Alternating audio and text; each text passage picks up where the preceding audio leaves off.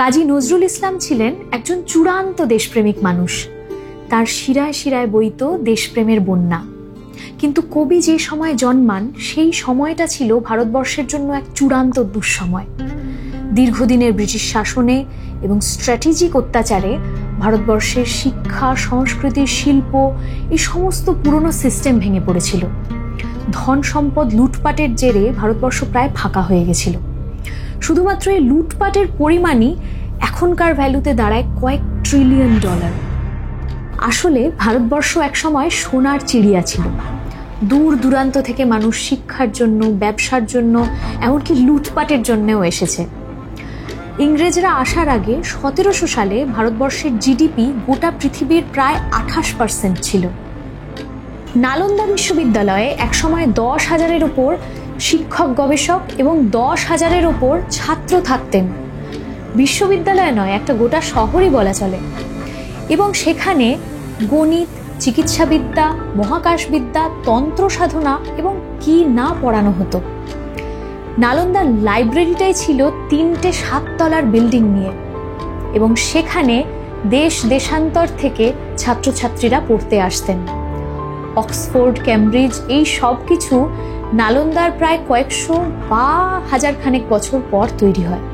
1836 সালে সেই সময়কার গভর্নর ইংল্যান্ডের পার্লামেন্টে ভারতের শিক্ষা ব্যবস্থা নিয়ে একটা রিপোর্ট দিয়েছিলেন, যেখানে তিনি উল্লেখ করেছেন সেই সময়ে গোটা ভারতে নাকি এমন কোনো গ্রাম তিনি পাননি যেখানে কোনো স্কুল ছিল না, এবং সেই স্কুলে 53 থেকে 54টা সাবজেক্ট পড়ানো হতো, এবং সেখানে ছেলে মেয়ে সমান তালে পড়তো। এমনকি দক্ষিণ ভারতে তো ছেলেদের তুলনায় মেয়েদের শিক্ষার হারও বেশি ছিল। তবে তখনকার স্কুল কিন্তু এখনকার দিনের মতন ছিল না। সেই সিস্টেম ছিল গুরুকুল সিস্টেম। ব্রিটিশরা সেই পুরো সিস্টেমটাকে ধীরে ধীরে নষ্ট করে দেন। তার কারণ তারা বুঝেছিলেন এই রকম একটা এনরিচড দেশকে যদি শাসন করতে হয় তাহলে সবার আগে তার এডুকেশন সিস্টেম এবং কালচারটাকে নষ্ট করে দিতে হবে, আর সেটাই তারা স্ট্র্যাটেজিক্যালি করেছিল।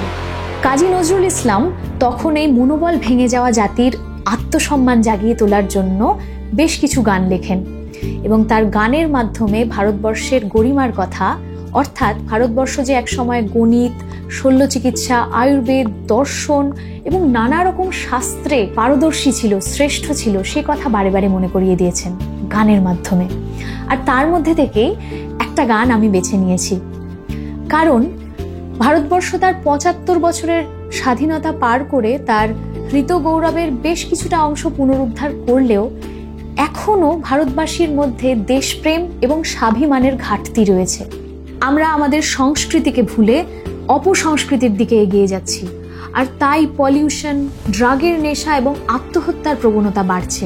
তাই কবির মৃত্যুর এত বছর পরেও এই গান যেন সমানভাবে প্রাসঙ্গিক এখনো।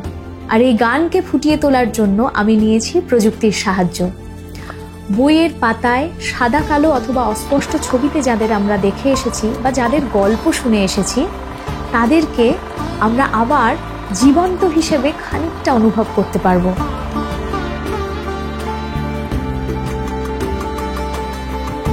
বাংলায় এই প্রথমবার সম্পূর্ণ এআই দ্বারা নির্মিত একটি গানের চলচ্চিত্র নিয়ে আসছি আমি শুধুমাত্র আপনাদের জন্য, যেখানে আমাদের প্রিয় মনীষীদের জীবন কাহিনী ধরা পড়বে বাস্তব দৃশ্যে।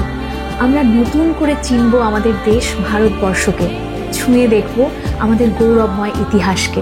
সঙ্গে থাকুন। ভারতবর্ষ